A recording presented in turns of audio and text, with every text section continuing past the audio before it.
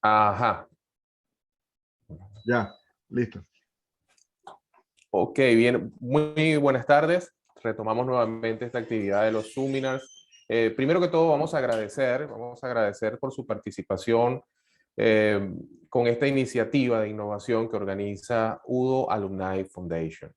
Estamos iniciando y realmente pues culminando el 19 de noviembre. No se pierdan en el resto de las conferencias que vamos a tener, que tiene como objetivo ofrecer un producto de valor donde puedan obtener una visión concreta del concepto de transformación energética y como consecuencia del incremento en la demanda de energía global. Esto no son solamente ponencias aleatorias, sino que hay una ruta acá de formación.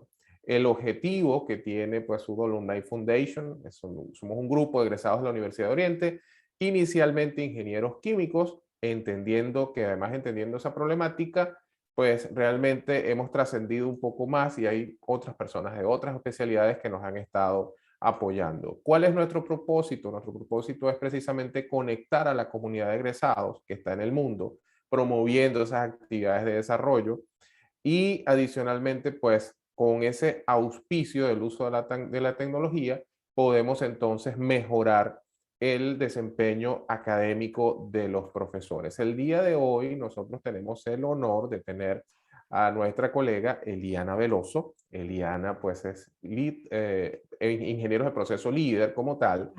Eliana Veloso tiene más de 16 años de experiencia, colega, compañera, contemporánea, como ingeniero senior de procesos. Es ingeniero químico egresado de la Universidad de Oriente en el año 2004, tiene un diplomado en instrumentación industrial en la UDO, además tiene un diplomado de gas en la Universidad Metropolitana y un posgrado en la Universidad de Zaragoza en diseño de instalaciones industriales. Comenzó su carrera como procesista en proyectos de ingeniería para el sector de petróleo y gas en Venezuela. Luego ha trabajado 6 años en la industria petroquímica como ingeniero de procesos de planta.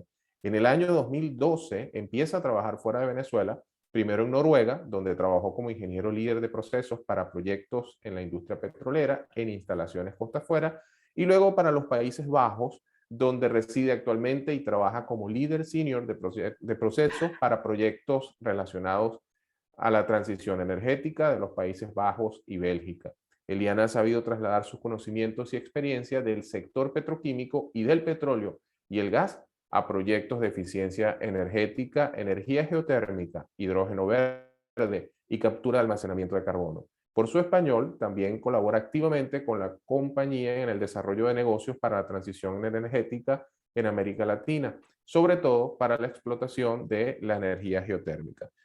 Creo que realmente pues un nutrido currículum, Eliana, y hoy nos vamos a dar el gusto de conversar contigo de energía geotérmica, una alternativa limpia, pero sobre todo constante. Bueno, sin más que decir y agradecidos como siempre, UDO Alumni Foundation le da la oportunidad a Eliana de conversar acerca de esta temática. Estamos acá. Feliz tarde. Continuamos, Eliana, cuando quieras. Muchísimas gracias, David. No, bueno, primero quisiera darles más bien a ustedes las gracias por permitirme compartir este día aquí con ustedes, por ayudar o colaborar con la universidad, que, bueno, realmente es una de las cosas que me motiva a estar aquí, poder devolver algo pequeñito a la universidad, a los profesores y bueno, que esta información también vaya a los estudiantes que actualmente están estudiando allá en la UDO, ¿no? Como ya David les comentó, mi tema para esta charla es la energía geotérmica, ¿ok? Según el programa, ya ustedes o los que han podido ver, ya saben un poco del hidrógeno verde, del hidrógeno azul. Ayer hubo la fotovoltaica y bueno, hoy vamos a hablar de una energía que verán que sorprendentemente tiene como más relación con el petróleo que con las que ya han visto. Entonces, bueno, sin más preámbulo, voy a empezar con la primera diapositiva. Me avisan si se movió porque no veo que, déjame intentar con el, David, ¿me ayudas? Porque yo veo que sigue en la primera. Ah, ok, está lento. Ok, está súper lento. Okay. Bueno, está súper lento el paso de las diapositivas. Bueno, primero que todo, quiero explicarles cómo lo que voy a dar esta noche, o les voy bueno, hoy en día les voy a explicar a ustedes de qué va la presentación y cómo es la guía de lectura. Bueno, los puntos de esta presentación son 6 puntos. Primero voy a hablar de la introducción y los conceptos básicos, luego sobre la geología y su potencial geotérmico, luego hablaré de los diseños de instalación, luego haré una comparación entre las diferentes renovables. Después de esto hablaré sobre los desafíos y oportunidades y al final haré un cierre. Lo importante de aquí, de esta guía de lectura, es una presentación larga. Entonces, cuando ustedes se pierdan un poquito exactamente de cuál es el punto principal del que estamos hablando, ustedes leen aquí a la derecha y ven qué punto específico estoy discutiendo, ¿no? Entonces, bueno, el primero es la introducción y conceptos básicos. Obviamente, aquí quiero explicar qué es la geotermia, ¿no? La geotermia es una energía renovable que viene del centro de la Tierra y se encuentra almacenada bajo la superficie, es decir, es la energía que se encuentra bajo nuestros pies. Naturalmente, la energía geotérmica es conocida por muchos. Se manifiesta de forma natural en forma de geyser. Los más conocidos son los del Parque Yellowstone en Estados Unidos. También en las aguas termales, que de hecho en Venezuela hay muchos sitios donde se puede disfrutar de las aguas termales. Y los volcanes, ¿ok? Bueno, ahorita como saben, el volcán de moda es el de La Palma, que lleva semanas en erupción. Las aguas termales, que son la energía geotérmica, digamos, más conocida, pues se usa desde la época de los griegos. O sea, tenemos cientos de años usándolas con fines medicinales. Y para la industria se trata de una cantidad de energía almacenada que apenas ha sido aprovechada. Como un poco de historia, la primera central geotérmica fue construida en el 1913, es decir, esta no es una energía nueva, pero se sabe muy poco, ¿no? Y la primera que se fundó fue en Italia y tenía una capacidad para producir electricidad de 250.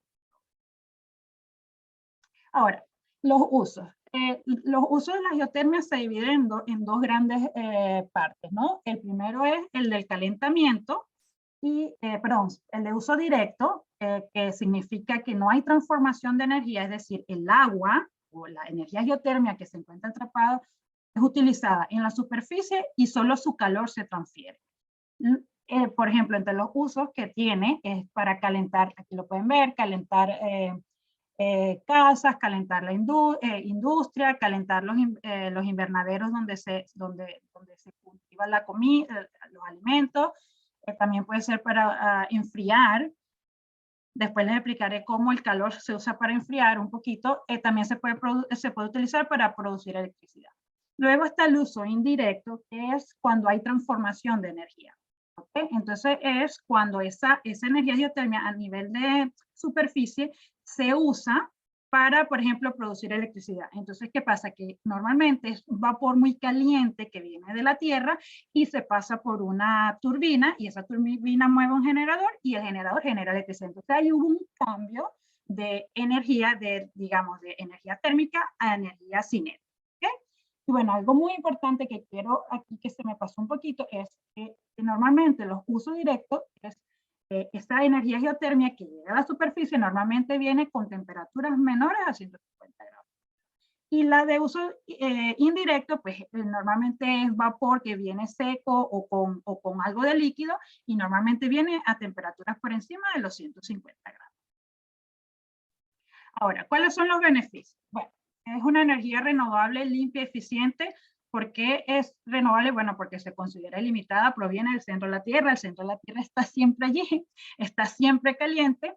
Es limpia porque, bueno, para una planta de ciclo binario, en todo su life cycle, ciclo de vida, puede generar, según los datos, menos de 15 gramos de CO2 equivalente por kilovatio de hora de electricidad generada. Y este tipo de plantas usa agua para enfriar y se calcula que es aproximadamente 0.6 litros por kilovatio de hora generado. Es confiable y se encuentra siempre disponible. Sí, es correcto. Puede operar 24 horas del día independientemente de las condiciones climáticas. Si hay viento, si no hay viento, puede operar de noche. Y puede, por ejemplo, tener factores de capacidad entre 80 y 90%, es decir, que pudiese ser una fuente que al generar electricidad sería una fuente constante que pudiera estabilizar la red eléctrica.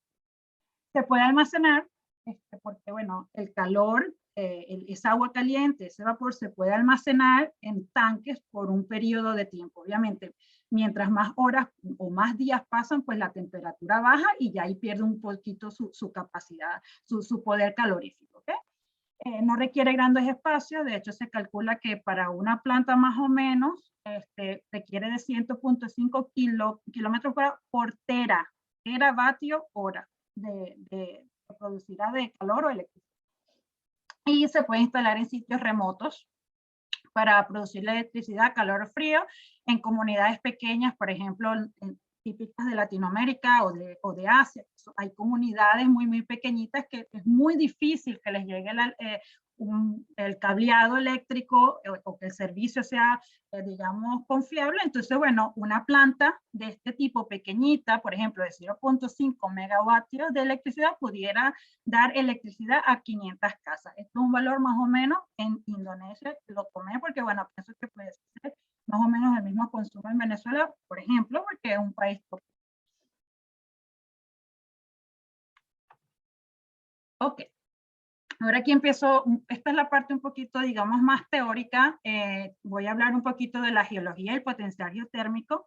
Es un poquito teórica porque, bueno, digamos que hay que aprender ciertos conceptos que son importantes. Esto no, yo no voy a hablar a profundidad de esto. Esta presentación no está dirigida a geólogos o geofísicos.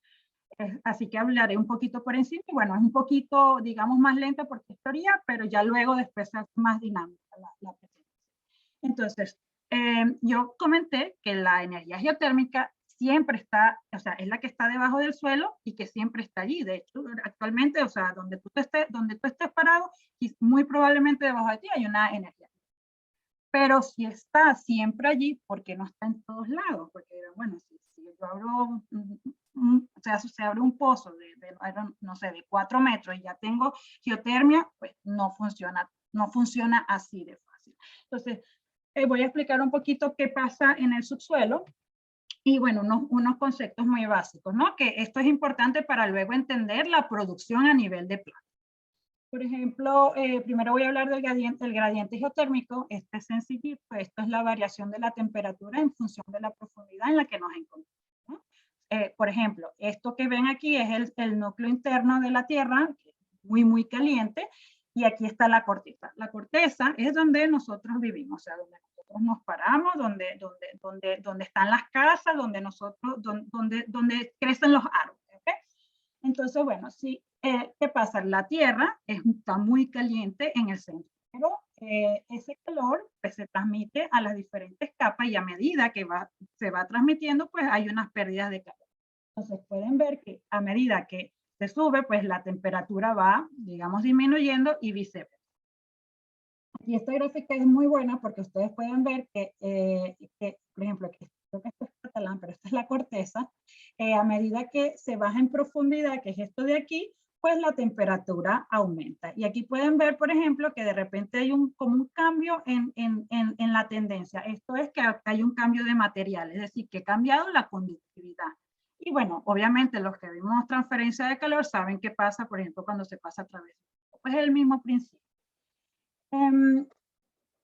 De hecho, aquí lo comento, la conductividad térmica es la facilidad de un material para transmitir calor. Y bueno, el flujo de calor terrestre pues se cuantifica mediante el producto de ese gradiente térmico que ustedes ven aquí por la conductividad del material. Entonces, por ejemplo, este dibujito aquí explica muy bien que no en todos lados el flujo de calor es el mismo. ¿Okay? Por ejemplo, fíjense que aquí pueden transferirse digamos, no voy a decir el centro de la Tierra, pero desde la profundidad hacia la superficie, se puede transmitir entre 10 a 15 microcalorías por centímetro cuadrado, pero en este lado apenas 1. Entonces, no todo el subsuelo es igual, no toda la energía geotérmica de un punto, de una localización en un punto geográfico específico no es igual, por ejemplo, no es igual en Venezuela que aquí en Holanda. No es lo mismo. ¿Okay? Ahora, para poder saber dónde pudiese explotarse esta energía, se habla mucho del potencial geotérmico. Normalmente el potencial geotérmico elevado se encuentra en zonas muy sísmicas, en donde las placas tectónicas se mueven unas sobre otras. Nosotros sabemos que esta parte de aquí, del continente americano, forma parte del cordón de fuego, que es esto que ven aquí. ¿Okay? Entonces, toda esa zona, que sabemos que siempre hay mucho movimiento telúrico, de hecho, ustedes saben que Chile pues, es bastante activo, toda esa zona tiene alto potencial geotérmico. Aquí pueden ver, por ejemplo, fíjense cómo los grados centígrados por kilómetro. Entonces, quiere decir, por ejemplo, si vemos 95, quiere decir bueno, voy a buscar la zona roja porque aquí casi todo es rojo. Vamos a decir, este es 70. Esto quiere decir que por cada kilómetro de profundidad se logran 70 grados. Es decir, que si, por ejemplo, una planta requiere 140 centígrados en la superficie, el pozo para lograr esa temperatura tiene que ser de 2 kilómetros. Funciona de esa manera. Y también puede ver normalmente que los altos potenciales geotérmicos es la combinación de altos gradientes con altos flujos de calor. Aquí pueden ver también que la zona roja aquí de 188 aproximadamente megavatios por metro cuadrado, pues coincide con el alto gradiente y esas son las zonas donde hay potencial geotérmico. Es decir, que en este ladito, pues no es, digamos que sería más difícil lograr altas temperaturas a nivel de superficie. Ahora, voy a hablar un poquito de los yacimientos y este ejemplo de la olla de presión es lo máximo porque lo explica súper, como que lo ves claramente en el día a día. Ahora, con respecto a los yacimientos, ya vimos lo que era el gradiente de temperatura y el flujo de calor. El hecho de que haya alto gradiente de temperatura y alto flujo de calor no significa aún que allí haya, por ejemplo, digamos que hay más potencial, pero todavía hay que darse ciertas condiciones para poder explotar esa energía geotérmica. Y bueno, esto es donde yo les comentaba que tiene más parecido con la industria petrolera. Aquí también se hablan de yacimientos, pero no se hablan de yacimientos, no de yacimientos de hidrocarburos, pero de yacimientos geotérmicos. Entonces, ¿qué es un yacimiento geotérmico? Bueno, es un almacén en la corteza terrestre en que se localizan materiales permeables que albergan ese recurso geotérmico, muy importante, susceptible de ser aprovechado. ¿Ok? Si no es susceptible o si cuesta mucho sacarlo, pues ya habría que ver bien si realmente pasa como un posible yacimiento o no. O sea, tienen que darse unas características. ¿Qué son estas? Esto que ven aquí son las típicas necesarias para que un yacimiento, repito, geotérmico exista. Primero tiene que haber una fuente de calor, ¿ok? Sí, pero la fuente de calor siempre está allí, es el calor de la tierra, ¿no? Entonces ya esa, digamos, esa es fija. Luego tiene que haber una base o un basamento impermeable, que en este caso es, digamos, la olla, ¿ok? Porque evita que el agua se salga por debajo, que es esta parte de aquí. Esto es a nivel de tierra. Luego tiene que haber un reservorio geotérmico, que es la olla como tal, que contiene esa agua. Luego está el fluido geotérmico, que es esta zona de aquí. Luego tiene que haber como una roca impermeable, o sea, que hace que esa energía geotérmica o ese fluido, ese recurso geotérmico quede atrapado como una esponja. Y luego tiene, pues, digamos que esto que está aquí es el vapor, que ya sería digamos que lo que se llama cabeza de pozo, ¿no? Pero tiene que tener tres factores importantes. La fuente de calor, tiene que haber por debajo digamos, la base, y sobre el reservorio tiene que haber una parte impermeable. Eso es lo básico. O sea, imagínense tal cual, esta olla de presión hace la explicación perfecta de cómo el yacimiento geotérmico funciona, ¿ok? Tiene que estar atrapado entre dos diferentes, digamos, superficies. Pero bueno, en la geología ya tienen sus nombres, pero no voy a explicar mucho, ¿no? Imagínense esta olla de presión. Ahora, ¿cuál es la clasificación de los yacimientos? ¿Y por qué lo explico? Bueno, porque en base a eso son sus usos, como ya lo había mencionado anteriormente. Realmente es súper sencillo, hay diferentes tipos de yacimientos, pero eso no, para este es muy complicado, digamos, cuando tú no eres geólogo, ¿no? Entonces, para la parte más sencilla es dividirlo en base a su temperatura, es decir, a su temperatura, a su entalpía. Entonces, hay yacimientos de alta temperatura, que son estos que ven aquí, que normalmente son los de uso indirecto, son bastante profundos. Aquí pueden ver que, por ejemplo, pueden estar por debajo de los 3.000, 2.000 kilómetros, perdón, de los 2 kilómetros, estos metros, de los 2, 3 kilómetros. Y bueno, que estas son las temperaturas que se consiguen, ¿ok? Luego están los de mediana y baja temperatura, que son estos de aquí, donde la temperatura puede estar entre 150 y 40 grados. Cuando me refiero a esta temperatura, me refiero aquí en la superficie. Y luego los de muy baja temperatura, que bueno, son, digamos, inferiores a 40, que son estos de aquí. ¿Ok? Ahora, aquí empiezo a hablar de los diseños de instalaciones y las cosas van a ir mucho más rápido. ¿Cuáles son las características básicas de las instalaciones? Bueno, no, primero aquí prefiero hacer una pausa y preguntar. ¿Tienen una pregunta en este momento para empezar a hablar de las instalaciones? Porque esto lleva bastante material.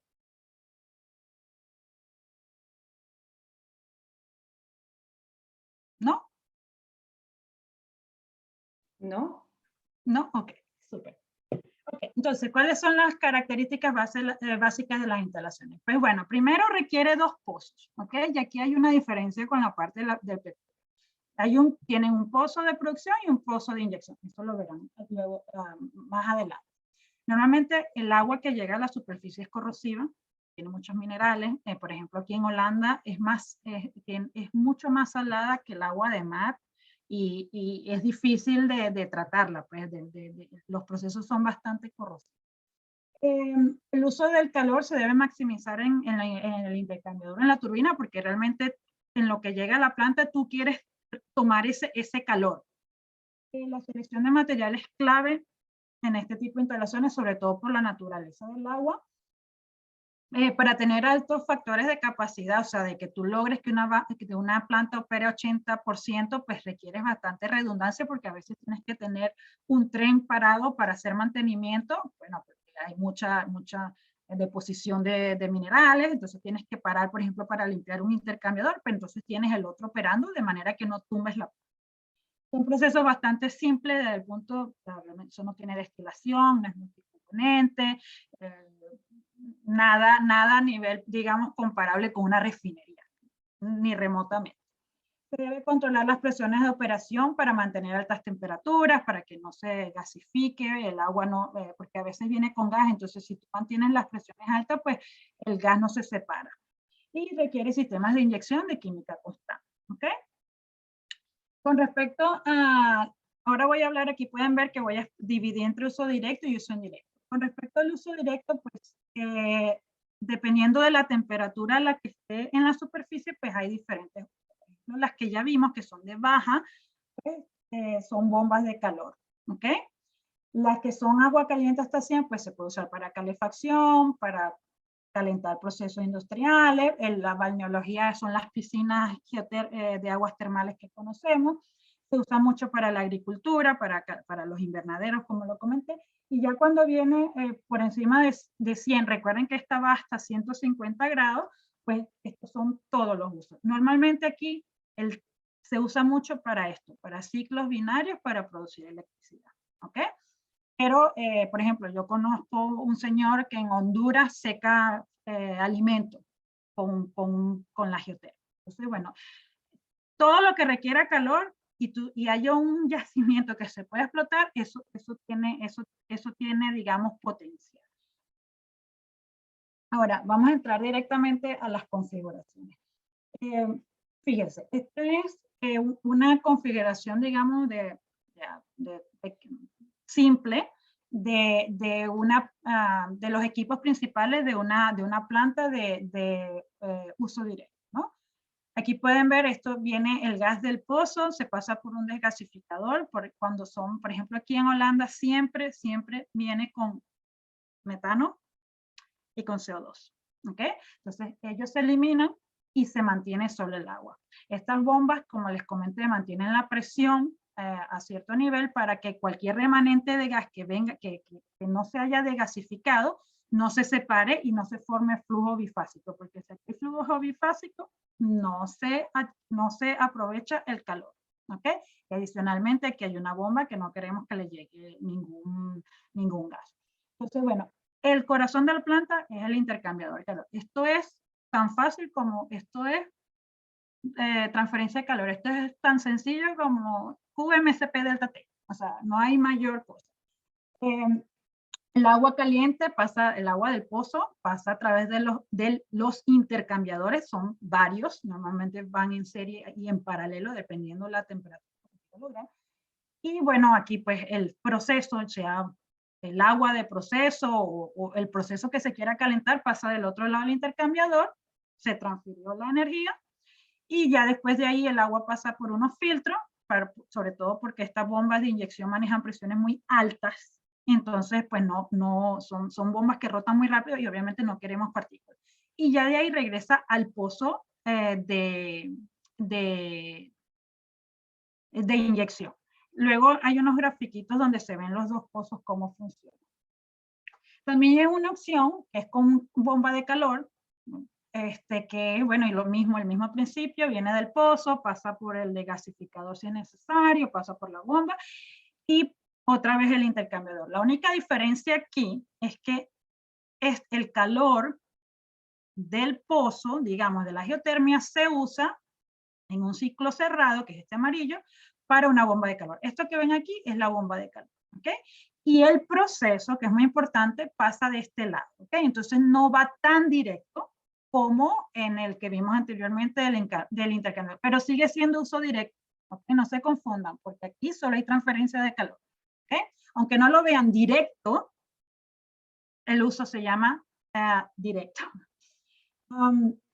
Ahora, planta de ciclo binario. Esta es muy importante porque es la que más se usa para producir electricidad cuando el agua pues no viene tan, o el fluido no viene tan alto por encima de los 150 grados que puede ponerse directamente en una turbina. Entonces, esto se usa para producir electricidad cuando las temperaturas no son tan altas. Sin embargo, aquí, y esto es lo que les quiero mostrar con los pozos, esto es lo típico. Aquí por lo menos dicen que puedes hacerlo hasta 185 grados. Esto viene de Sulzer, por cierto, yo aquí les he puesto todas las imágenes de dónde he sacado la información por si ustedes quieren investigar. Entonces, bueno, tienes un yacimiento de producción, usas otra vez el calor en el intercambiador, ¿ves? Fíjense que no va directo a la turbina, sino que lo usas con un intercambiador y luego igual, obviamente en esta y hay mucho más equipo, lo que se requiere. Y luego se vuelve a inyectar, ya está. ¿Ok? Y entonces, digamos que aquí lo que yo entiendo que me explica mi compañera que es geólogo, porque yo normalmente hago los proyectos con ella, esta parte es la que ella maneja, es que la forma aunque el agua no regresa al mismo pozo, digamos que no sé, por lo que entiendo, por permeabilidad, hay como, yo lo llamo los vasos comunicantes, porque para mí es la única forma en que yo lo entiendo. Eventualmente esta agua vuelve a calentarse y es utilizada, ¿ok? Eso es lo que pasa en el subsuelo. Ahora fíjense aquí está el intercambiador y pasa un fluido, en este caso, fíjense que aquí se usa hidrocarburo, puede ser un butano o un pentano, que pasa por una turbina, ¿ok? Se pasa por un regenerador, luego por un condensador y se retorna. Esto es un ciclo cerrado como el que le mostré de la bomba de. Y aquí se logran temperaturas muy altas y se requiere enfriamiento. Y este era el valor que yo les comentaba al principio, que es 0,66 litros por kilovatio hora. Y este tipo de planta es la que Es la, digamos que una de las más, las que menos emite, que es como les comenté, como aproximadamente menos de 15 gramos de CO2 por kilovatio hora. ¿Okay? Ahora, el uso indirecto, esta de aquí, pues digamos que ya como ven es vapor a muy alta temperatura y se usa para electricidad. Normalmente esto es para lo que más se usa, pero actualmente se puede usar para, se está usando para etanol y biocombustible y pudiera usarse para hidrógeno verde. No directamente, ¿ok? Cuando me refiero a hidrógeno verde, no es el agua que va al electrolizador, sino que saben que el electrolizador requiere mucha electricidad. Entonces, la electricidad puede ser generada a través de una planta geotérmica y esa electricidad y sí iría al electrolizador. Y bueno, también para el etanol y biocombustible porque requieren vapor. Y entonces, bueno, se puede usar para los procesos. Esta es la configuración típica. De hecho, esta no típica, pero esta es la configuración que más se usa a nivel mundial. Lo vamos a ver en una grafiquita. Este tipo de planta es la que más se usa como uso indirecto para producir electricidad cuando la geotermia es la fuente. ¿Por qué se llama flashing? Pues bueno, primero viene aquí en este caso lo llaman brine porque es una salmuera, es agua con mucho salitre. Entonces, aquí viene bifásico, lo pasan por un separador líquido, vienen hacia otro separador, aquí les explico luego, pero bueno, vamos a seguir primero lo del vapor. El vapor entra a ese separador, el gas se separa del líquido, ¿no? Va a la turbina de alta presión, el líquido de aquí, porque les comenté que era bifásico, perdón, o sea, es vapor y líquido, el líquido digamos que hay una válvula que tumba la presión. Cuando la presión del agua caliente cae, se forma vapor. Eso es lo que se llama flasheo de vapor. Entonces, aquí ya se formaría otra vez dos flujos, un flujo bifásico. El vapor iría a baja presión y ya de ahí esa turbina, pues lo mismo, mueve un generador. Aquí está el cambio de energía, por eso es que es uso indirecto. Esa turbina mueve un generador y genera electricidad. El vapor condensado pasa otra vez, pasa por el condensador, aquí lo ponen en contacto con agua, puede ser con un intercambiador o en contacto directo. Este caso de la configuración aquí es en contacto directo. Y bueno, ya después de ahí, ya cuando está totalmente condensada, esa agua pues pasa al pozo de inyección. El de directo es súper fácil porque, bueno, es vapor seco, es decir, no viene bifásico, es puro vapor de agua, pasa por la turbina, la misma historia, mueve el generador. Si aquí hay doble fase, es decir, si hay algo bastante condensado y un poco de vapor, pues se condensa otra vez con el mismo principio, o directo o con un intercambiador, y se regresa al pozo.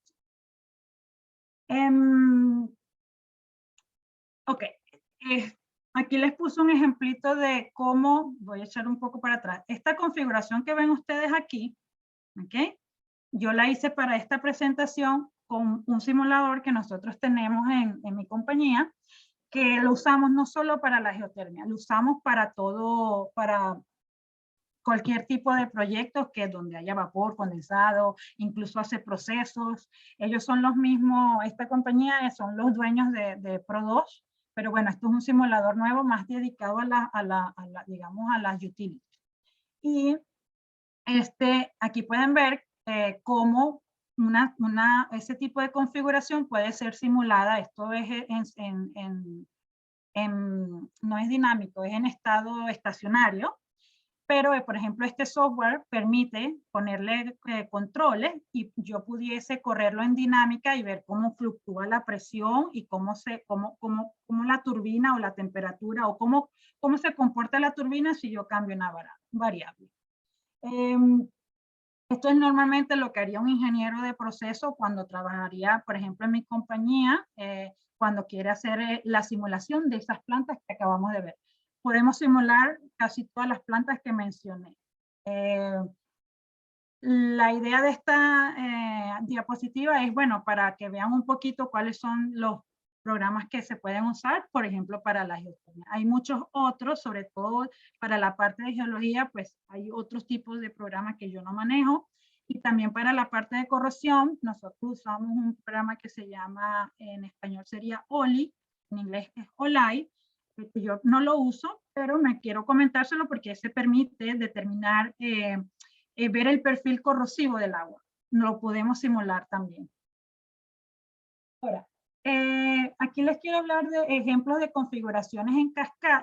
Aquí quiero hablar más que todo de las posibles configuraciones de esa energía geotermia en diferentes formas. Por ejemplo, aquí es cascada, después lo van a ver cómo lo podemos combinar con otras energías.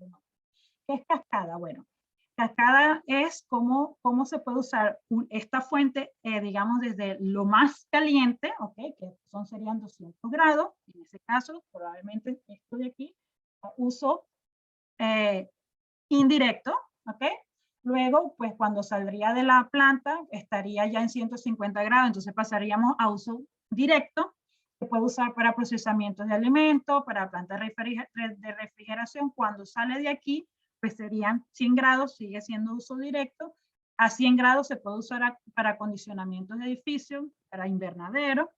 Luego, normalmente esta es la temperatura en la que sale de los invernaderos, porque este es el valor que se maneja aquí.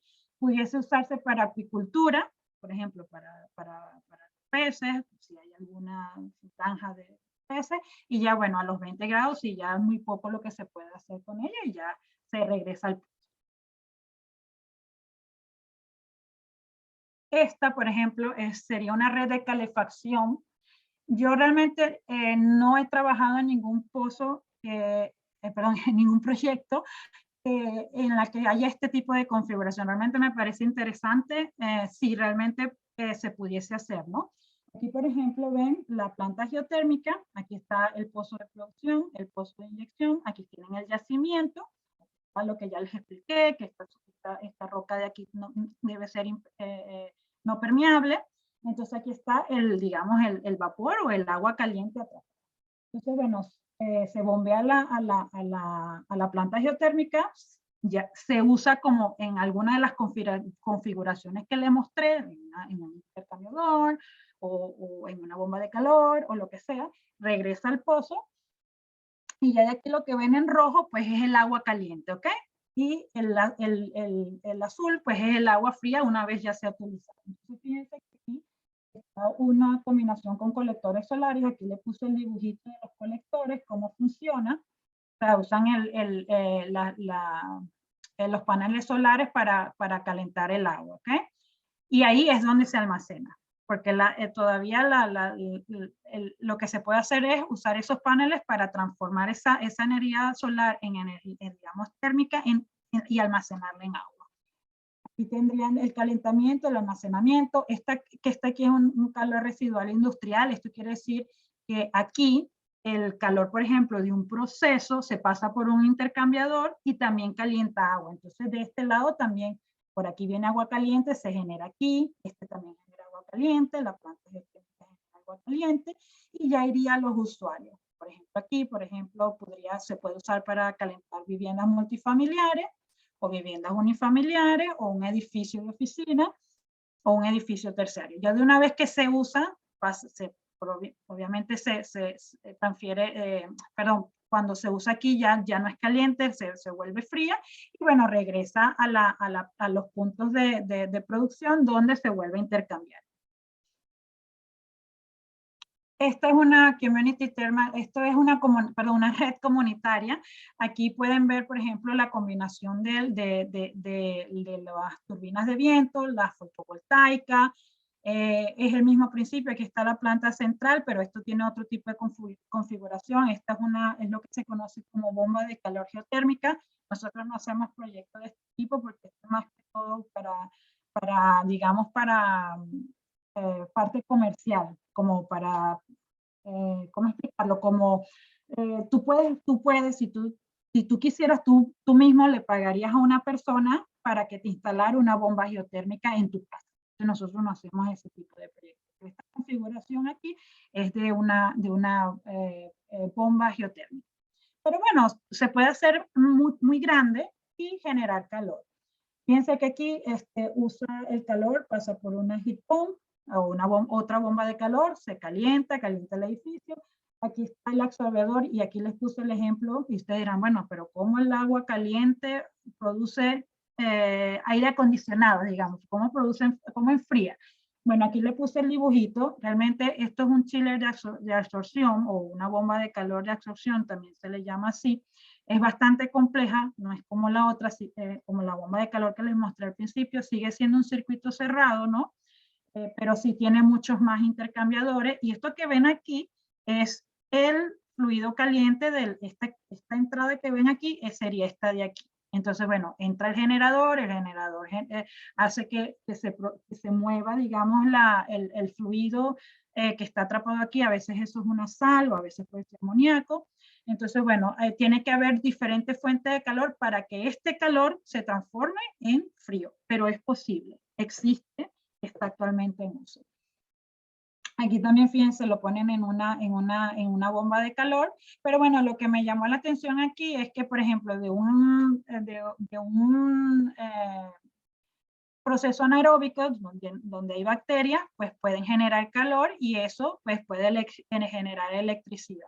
Y adicionalmente, aquí tienen una planta de tratamiento que también puede dar calor. Esto que ven aquí, se hace aquí en Holanda. Se usa mucho. Se están usando cuando hay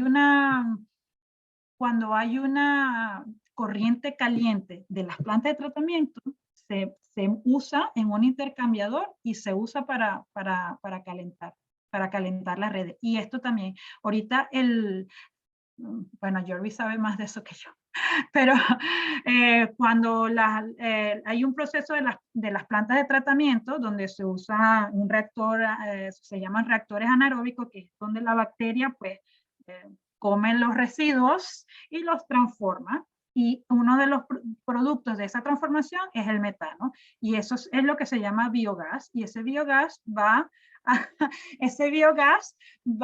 a un generador de electricidad. De hecho, aquí prácticamente hay plantas de tratamiento que son autosustentables porque usan ese biogás para producir electricidad. Lo usan también para calentar algunos procesos. Pero esto también se hace aquí en Holanda. O sea, esto existe y esto también. Y bueno, la central de la planta, esta parte aquí no, porque normalmente lo van a ver más adelante. Aquí prácticamente toda la geotermia, y hay mucha, se usa para los invernaderos, no en este sentido. ¿Ok? Ahora, algunos datos en el mundo de capacidad instalada. Vamos a ver aquí valores interesantes de esos que los van a poner a pensar. Bueno, no actualmente, hasta el 2020, y no creo que haya habido mucho progreso del 2020 para acá, producto de la pandemia, habían a nivel mundial aproximadamente 13.800 megavatios instalados a nivel del mundo. ¿Dónde? Bueno, de esos 13.800 más o menos, 3.700 hay en Estados Unidos, ¿ok? Indonesia también va de segunda. Quiero mostrarle aquí Islandia. Islandia tiene 755. Pero Islandia la usa muchísimo. Lo que pasa es que Islandia apenas son 300.000 habitantes. Entonces, obviamente no necesitan tanto. Y aquí tienen México, tienen 1.005. De hecho, México normalmente usa toda esta energía más que todo para producir electricidad. Lo verán más adelante. Y bueno, la primera de América parece que sí, es México. Ahora, fíjense a nivel de costos, ¿no? Les comentaba que las flash types son las que más están instaladas en el mundo, por eso es que ven muchos circulitos rojos, ¿no? Luego viene la de vapor directo, esa también la vimos, que es cuando va directo a la turbina, hay unas cuantas, pero la del flashing, esa es la que más está instalada. Aquí pueden ver los costos en dólares por kilovatio hasta el 2020. Y bueno, ¿qué hace que sea más pequeñito, más grande el círculo? La capacidad instalada. Fíjense, por ejemplo, esta es bastante cara porque no, fíjense la capacidad y mira hasta arriba dónde está. Esto debe tener una explicación. Realmente no pude encontrar qué proyecto era porque me llamó la atención, pero no conseguí cuál era, ¿no? Ahora, estos redonditos, ¿cómo se dividen? Ajá, ¿cuánto de toda esa plata o de ese dinero, cómo se divide? Bueno, el 54% es la construcción de la planta. mucho de esto tiene que ver con la corrosión. Hay que gastar mucho material, hay que poner redundancia, como les expliqué, porque sobre todo los equipos se ensucian mucho. Y entonces, claro, si tú quieres, no quieres estar parando, o sea, parar esto es un pozo. Quizás no es tan grave o tan complicado como un pozo petrolero, pero sigue siendo un pozo. Entonces, claro, de una vez arrancada, lo menos que se quiere es parar la planta. Entonces, bueno, eso cuesta dinero. Ahora, fíjense esto que aquí es súper interesante. La perforación cuesta 23. Es decir, hay perforaciones de más de 3 kilómetros, o sea, eso cuesta plata, ¿no? Tiene la prueba de producción, la prueba de pozo tiene un 7%, luego la exploración 5%, la confirmación 5%, permisos, etcétera, etcétera. Estas fases se las voy a mostrar un poquito más adelante. Entonces, aquí pueden ver cómo se dividen estas, ¿no? Ahora, ¿cuál es la tendencia del uso directo? La tendencia del uso directo, que es la que le mostré que tiene una lista muy larga, es la siguiente, ¿no? Primero está la tendencia, como pueden ver, desde el 95 hasta el 2020, pues la geotermia para uso directo va muy bien. Ahora, ¿cómo se distribuye? Y aquí hay un dato importante. Fíjense, en bombas de calor geotérmicas. Estas son las bombas que le comenté, que normalmente uno como individuo o como no puede montarla en su... De hecho, en Noruega hay de estas. La otra es baños termales, porque obviamente se usan a nivel mundial. Luego viene para la calefacción de espacios. Luego invernaderos, 3.5, aquí hablando debe tener bastante porque aquí se usa solo para eso. Después está la calefacción en procesos industriales. Fíjense que para procesos industriales casi no se usa. Para acuicultura, 1.3, el secado agrícola 0.4, etc. ¿Okay? Aquí está la de los Países Bajos. Bueno, esta fue la gráfica que conseguí hasta el 2017, pero yo sé que aquí actualmente hay 20 proyectos instalados. De esos 20 proyectos, ahí dice 14 de 15, pero de esos 20 proyectos, 19 son para agricultura. Solo para los invernaderos, que son kilómetros y kilómetros de ellos. Fíjense que en el 2007, en 10 años, pues subió muchísimo. Actualmente hay aproximadamente, como comenté, 20 proyectos. Esto ya más o menos está en el 2020 por aquí. Y bueno, aquí tienen la producción en joules, ¿no? Bueno, ha venido subiendo trepitosamente, como pueden ver, en el 2007 había 0 y ya actualmente está en 3 terajoules. Ahora, unos valores en cuanto a Latinoamérica, porque bueno, nosotros venimos de allá y es una situación interesante. Fíjense lo siguiente, de México y Centroamérica, a pesar de que nosotros tenemos la percepción de que, bueno, sabes, Centroamérica, los países pobres, ¿verdad? Centroamérica, por ejemplo, está a nivel de geotermia muy bien. De hecho, fíjense Costa Rica, de los 400, esto es aproximado. Este es el estimado potencial que hay allí. Potencial bajo tierra. Es decir, todavía no está completamente explotado. Fíjense, de estos, tomemos el mínimo, no nos pongamos muy positivos, tomemos el mínimo. Fíjense, Costa Rica de 400 tiene instalado 207. Fíjense México, que es el puntero, de 1900, de mínimo que se calcula que tiene instalado 900, bueno, sí, casi 50%. Ahora, fíjense, Suramérica. ¿Se acuerdan que vimos esa gráfica que todo eso está rojo del lado izquierdo? Pues bueno, yo sé que hay planes para otros países. Chile es la única hasta los momentos que creo que tiene una planta instalada y operativa. Puede ser que estos valores, porque estos son del 2007, puede ser que hayan plantas ya en proceso de construcción o apenas se han puesto en operación, puede ser. No, quizás aquí es un poco más positivo, pero Chile tiene una planta que se llama, lo van a ver más adelante, pero fíjense, Chile tiene 780 y apenas tiene 48. Entonces, claro, ajá, ¿dónde está el problema aquí? Bueno, más que todo el problema aquí es de legislación y unas cosas que yo les voy a hablar. Fíjense que aquí están el plan para los próximos 10 años, o sea, del 2017 al 2027.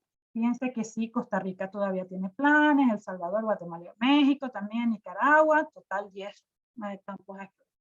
Pero fíjense, aquí Chile tiene la expansión de Cerro Pabellón por de 33 megawatts y una en Bolivia. Pero yo sé sí que ahí están estudiando en Colombia y en otros, pero digamos que planes serios, pues habría que ver.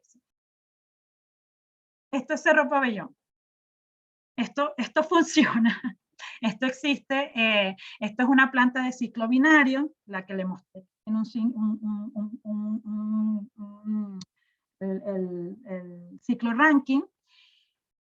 Actualmente ella opera como a 40, está instalado 48 megavatios, ¿ok? Y tienen pensado, y de hecho ya la están expandiendo, unos 33 más, que es lo que ven ustedes. Los 33 ya está en construcción, o sea que al final pues dará unos 80 más o menos. Pero bueno, hay un video en este link muy bonito de la planta con un dron, se ve más o menos la planta. Fíjense la cantidad de enfriadores de aire que utiliza, ¿ok? Producto de que, bueno, en el ciclo ranking pues se logran temperaturas muy altas y bueno, se requiere usar mucho torres de enfriamiento, intercambiadores de aire, pues los fans. Ahora, con respecto a las fases típicas de la implantación de un proyecto geotérmico. Esto es interesante porque esto tiene que ver mucho con los desafíos, ¿ok? Fíjense lo siguiente. Normalmente se separa en tres, ¿no? La exploración, que es normalmente superficial y profunda, luego está la ingeniería y construcción y luego está la operación de planta. Fíjense lo siguiente. Esta actividad superficial puede durar de 1 a 2 años. Esto es, creemos que aquí hay un recurso que podemos explotar, empiezan a buscar la data, empiezan a hacer unos sondeos, empiezan a hacer, digamos, los geólogos se ponen a investigar esa zona, ¿okay? Es muy parecido a la parte, ¿no? Se hacen sus estudios y tal. Luego que alguien dice, bueno, sí, esta zona viene la actividad de perforación, ¿no? Empiezan a hacer los pozos, los pozos de prueba, o sea, para ver, bueno, abren un pozo a ver qué sale de ahí, ¿no? Esto puede durar de 2 a 3 años, esta actividad, o sea, o esta fase. Luego viene la de construcción e ingeniería, ¿ok? Eso solo pasa cuando el pozo de prueba dice, sí, tenemos flujo suficiente y temperatura como esperábamos. Dice, buenísimo, vamos a construir, porque no vas a construir una planta que luego te vas a dar cuenta, ay, mira, es que el pozo no da, o sea, no haces eso nunca, ¿no? Entonces, esa construcción de esa planta lleva aproximadamente. Aquí estamos hablando que llevamos 6. ¿Ok? Y luego, bueno, la operación de la planta, digamos que hasta que se estabilice y tal, eso lleva 2 años. ¿Aló? Ok. Eso lleva aproximadamente 2 años. ¿Ok? Bueno, pero digamos desde que se estabiliza y ya digamos que se logra el cometido y todo eso. Ahora, fíjense lo siguiente. Aquí ya se va poniendo más interesante.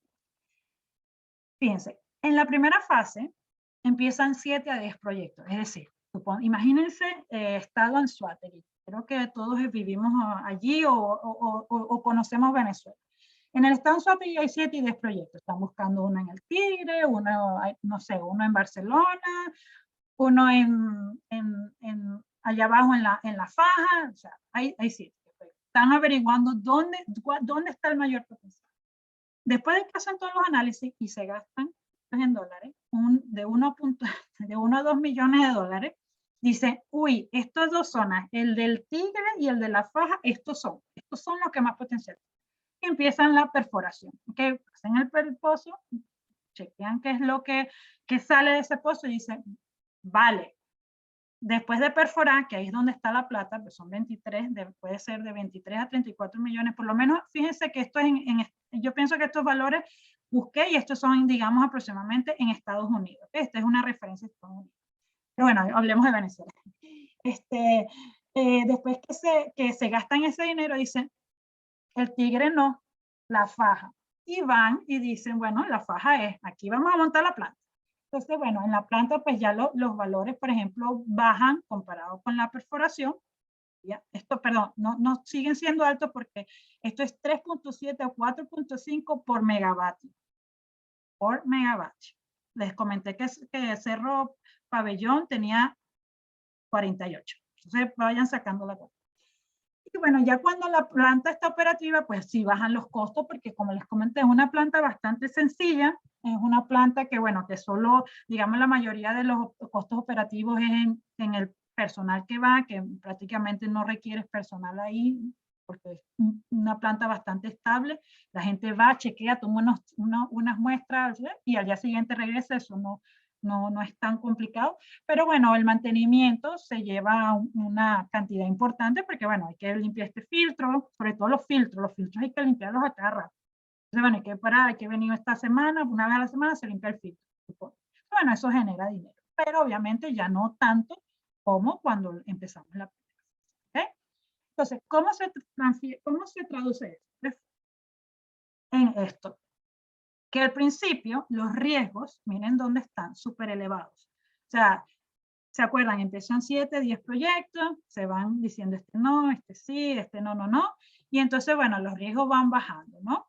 Luego empieza la exploración profunda y claro, al principio es, Dios mío, este pozo dará, pero ya cuando dice, sí, perfecto, okay, esto es con la base de que el proyecto se va a dar, un proyecto se va a dar. Entonces, claro, ya cuando el pozo produce, o el produce no, perdón, esa no es la palabra correcta, cuando el pozo de prueba es positivo, bajan los riesgos, todo el mundo respira. Ah, ok, bien, vamos a la otra fase. Entonces, claro, esta es la criticidad. Si ese pozo, que después de todo el análisis que ha hecho, después de que tú has hecho todo ese filtro, y tú dices, este pozo, y ese pozo falla, se te fue toda la inversión, se te fue todo. De hecho, les comento que aquí nosotros hicimos una oferta para un proyecto y leí hace poquito que el pozo, bueno, no lo ganamos, realmente no lo ganamos, ofertamos, no lo ganamos, y realmente sentí pesar por la compañía que ganó, porque la compañía que estaba haciendo la perforación puso en LinkedIn que el pozo de prueba había sido positivo para temperatura, es decir, los 90 grados que se esperaban en la superficie sí estaban, pero el flujo era muy bajito. Entonces ahorita están decidiendo ver si les vale la pena explorar un poco o abrir otro pozo un poco más allá o tirar la toalla. Y ahí se ha perdido un dineral. Entonces, claro, ya cuando logras pasas esa criticidad, pues los riesgos bajan, pero los costos siguen, porque tienes que construir esa planta. Entonces, claro, esto que ven aquí es hasta que la planta está construida, porque bueno, ya vimos que durante la operación, pues los costos bajan bastante. Y bueno, ya prácticamente, no sé, digamos que ya has cumplido todo en los costos de inversión, al 100% de los costos de inversión. Y bueno, empiezan los costos operativos. Por eso termino aquí y no está incluida la parte de operación, ¿no? Pero fíjense cómo cambian los riesgos y los costos por fase. Antes de que comparemos aquí, ¿tienen preguntas? Yo voy a tomar un poquito de agua.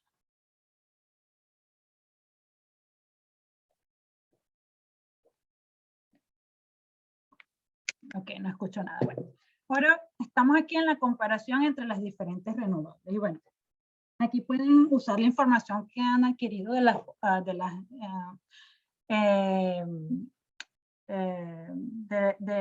los otros dos colegas, o tres, sí, de los otros tres colegas de Rafael, de Belio y del chico de Ger, sobre la información que ellos les dieron y bueno, pueden comparar. Una de las razones por la que puse esto es porque yo sabía que antes de mí iban a haber otras tres renovables, entonces quise poner esto para que ustedes compararan la información. Estos datos los pueden conseguir en IRENA. Todo lo que quieran saber sobre las renovables pueden buscarlos en IRENA. Ellos tienen muchísima información. Pero bueno, aquí conseguí unos datos interesantes para pensar un poquito. La capacidad instalada, sin números, ¿ok? Solo en porcentaje, de renovable actualmente es esta, ¿ok? Entonces, 44.6 es hidroeléctrica, 23% es turbinas de viento eólica en costa adentro.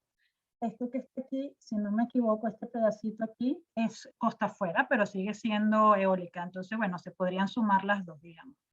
Y esta aquí, pues, solar fotovoltaico. ¿Okay? Aquí no está hidrógeno verde porque eso todavía no está desarrollado, ¿no? Pero bueno, este pequeñito cuadrito aquí, que ven aquí, eso es la geotermia. Apenas 0.5%, que son los 13.8 megavatios que le comenté, están aquí. ¿Okay? De esas renovables, esto es lo que, si convertimos la gráfica anterior en cuánto de esa renovable produce electricidad, se encuentran con esto. Fíjense que la hidropower o la hidroeléctrica produce 60.4%, ¿ok? La que más produce. Fíjense que el viento pasó de 20 y algo a 19. Y la solar pasó de 23 a 9.8. ¿Ok? Fíjense cómo bajó en generación. Entonces la pregunta es, ¿por qué por qué los porcentajes de instalación cayeron cuando se ven reflejados en electricidad? Porque, pues, como sabrán, las eólicas, pues funcionan cuando hay viento y la fotovoltaica solo cuando hay sol, ¿no? Entonces en la noche ellas no funcionan y eso tiene un factor de capacidad importante. Pero fíjense que ese 0.5, que es bastante poco, de la renovable, perdón, de la geotérmica pasó a 1.3. Y eso tiene que ver con su factor de capacidad, que cuando ella está instalada, opera, ¿ok? Es constante. Y eso es, bueno, uno de los factores, digamos, positivos de esta energía.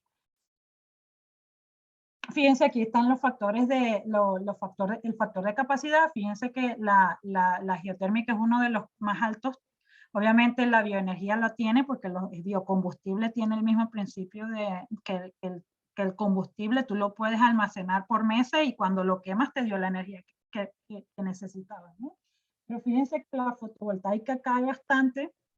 Estas son las eólicas. Y bueno, aquí está, este es otro tipo este es yo no sé si ayer lo vieron, pero hay una forma de concentrar el sol, o la energía solar, perdón, el sol no, la energía solar.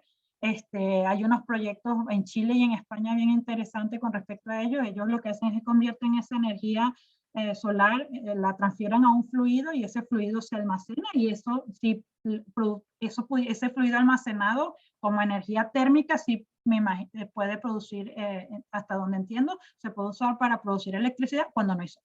¿Okay? Más o menos ese es el principio. Pero bueno, aquí pueden ver las diferencias en capacidad. Ahora, con respecto siempre, porque el tema actual es las emisiones de CO2, aquí las comparé, no solo las renovables, pero con las no, digamos, las no renovables, ¿no? Entonces, bueno, ¿cómo se lee esta gráfica? La parte esta es máxima, esto es porcentil 75, el medio, porcentil 25 y el mínimo, ¿no? Y esto es cuando digamos, la planta, por así decirlo, cuenta con captura y almacenamiento de carbono, ¿no? Entonces, bueno, aquí pueden ver que la hidroeléctrica prácticamente no produce emisiones. Este Ocean Energy es cuando usan la energía en las olas para mover no voy a decir unas turbinas, pero mueven un sistema rotativo y eso genera electricidad. Aquí está la geotermia bastante bajita también. Y bueno, aquí están las fotovoltaicas, el biopower, y obviamente si vamos a las combustibles, pues no lo voy a comparar, pero sí, bueno, por lo menos con la nuclear, fíjense que de esta la nuclear es la que menos, ¿no? Pero bueno, esto le da una idea dónde se encuentra. Y bueno, quise poner un punto, digamos, social, porque bien o mal no todo puede ser dinero, riesgos y cuánto emitimos o no emitimos. Por ejemplo, aquí están las energías renovables y cuáles son las que emplean más. Fíjense que la geotermia, pues apenas en el año pasado, al 2020, empleó 26.000 personas, pero claro, al haber tan poquito instalado dentro del total, pues no se espera que tengan tanto empleo digamos, y adicionalmente, pues a nivel de operación, no están totalmente operadas todo el día y toda la noche como normalmente se haría, pues, otro tipo de plantas, ¿no? Y bueno, la fotovoltaica es la que más emplea, obviamente, porque sí, tiene un porcentaje de instalación importante.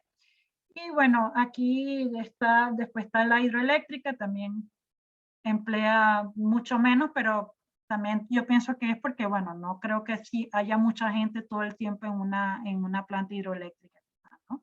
Pero bueno, eso debe tener una explicación por ahí. Ahora, con respecto a los desafíos de esta energía, bueno, ya yo les he explicado más o menos todo lo que lleva poner en planta una planta de este tipo. Les he comentado que a pesar de que el calor siempre está ahí, no se da en todos lados. Bueno, entonces, ese tipo de información se va a ver reflejada aquí. Los desafíos de esta energía, pues bueno, primero tiene costos de inversiones elevados y altos riesgos. ¿Okay? Entonces, cuando la gente o los gobiernos hacen, ok, yo voy a sacar la cuenta cuánto CO2 dejo de emitir por el dinero que tengo que invertir, pues entonces es elevado. ¿Okay? De hecho, aquí en Holanda, si el gobierno da subsidios a las compañías que quieran usar energías renovables, ¿ok? Entonces, ahorita, por ejemplo, la captura de CO2, que es lo que viene mañana, tiene, digamos, un nivel más alto o un chance más grande de obtener subsidio que la energía geotérmica, porque, bueno, si calculan la cantidad de CO2 que deja de emitirse por la inversión de esa captura de CO2, les da mejor rendimiento, en cierto modo, que la energía geotérmica. Está pasando actualmente, por lo menos en Holanda, ¿no? Esto es muy de Latinoamérica. La legislación establecida en muchos países dificulta la permisología y por ende la explotación.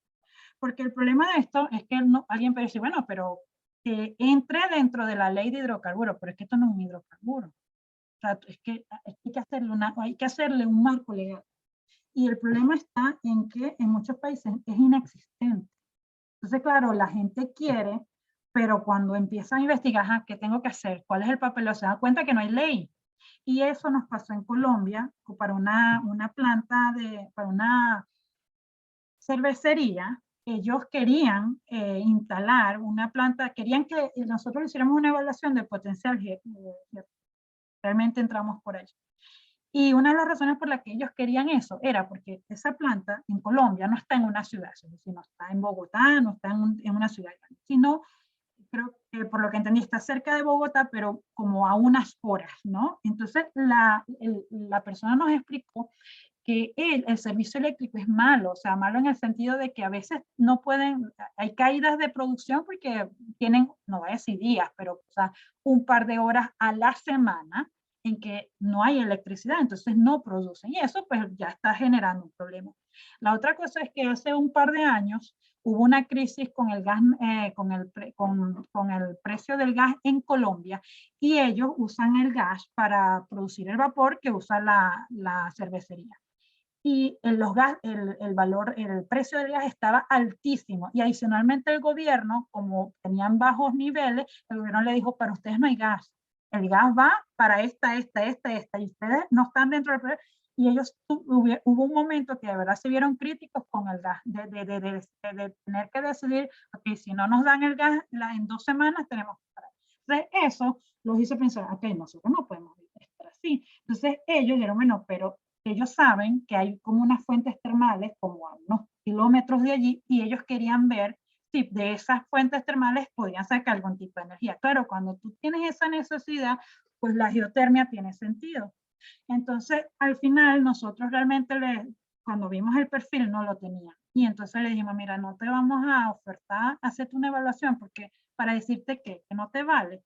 Entonces le dijimos, mira, no tiene sentido. Adicionalmente, le dijo, tienes que buscar, mi colega Ivone le dijo, no puede ser tú solo porque es mucho dinero. Y ella le mostró esa gráfica donde le mostró la plata y le dijo, puede la cervecería hacer esto solo, porque mira, tienes que tener 50 millones de dólares, por decirte un número.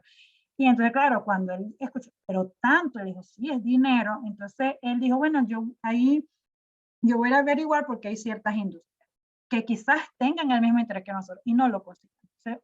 Eso fue un punto muerto porque no, realmente no le valía. De hecho, aquí en Holanda, para que tengan una idea, para una planta de producción de energía geotérmica, se unen 17, 15 empresas y adicionalmente el gobierno subsidia, porque si no, no hay manera de que se dé.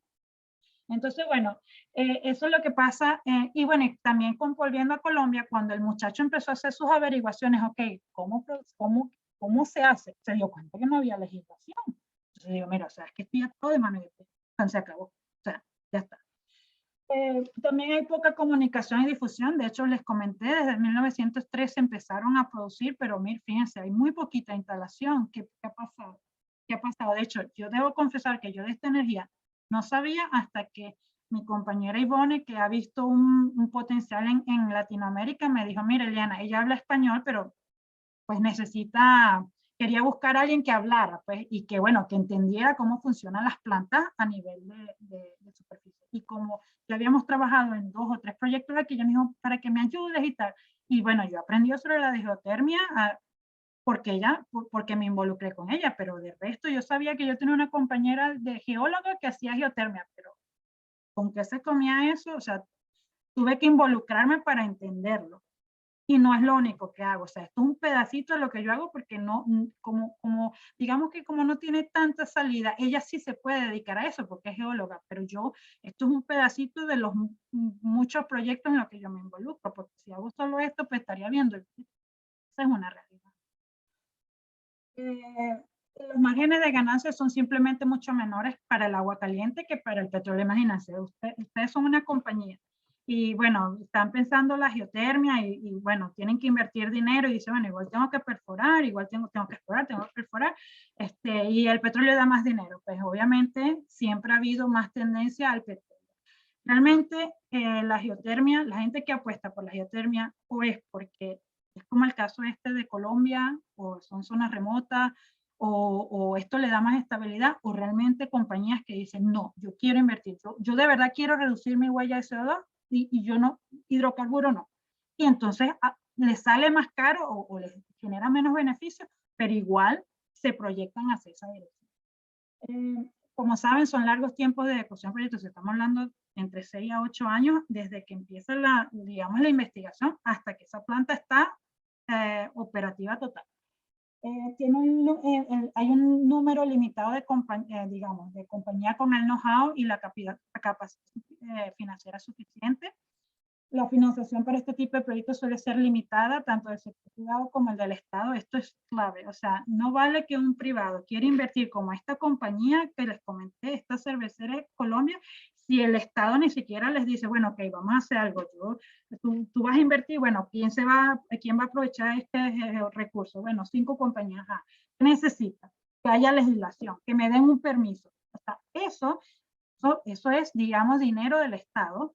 Bueno, hay gente que tiene que ponerse a hacer eso. Ni siquiera estoy hablando que les dé un subsidio, sino el Estado también tiene que poner de su parte para que esto funcione, porque si no, no va. Ajá.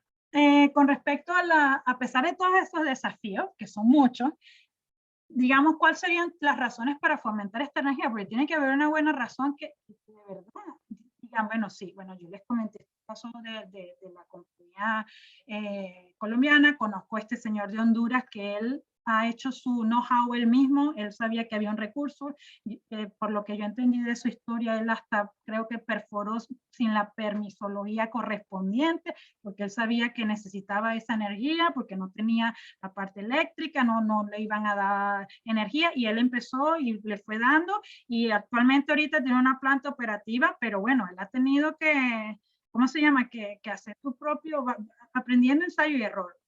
Entonces, bueno, ¿cuáles son las razones para fomentar esta energía? La electrificación rural. Yo creo que ahí es donde está la parte que es como que no hay caída, o sea, no hay caída. ¿Okay? Pero claro, es electrificación rural.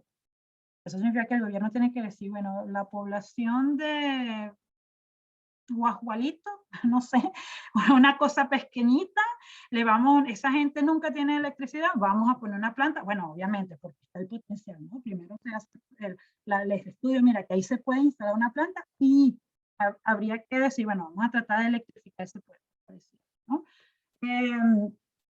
Entonces, bueno, la electrificación rural es una razón para fomentarla, ¿no?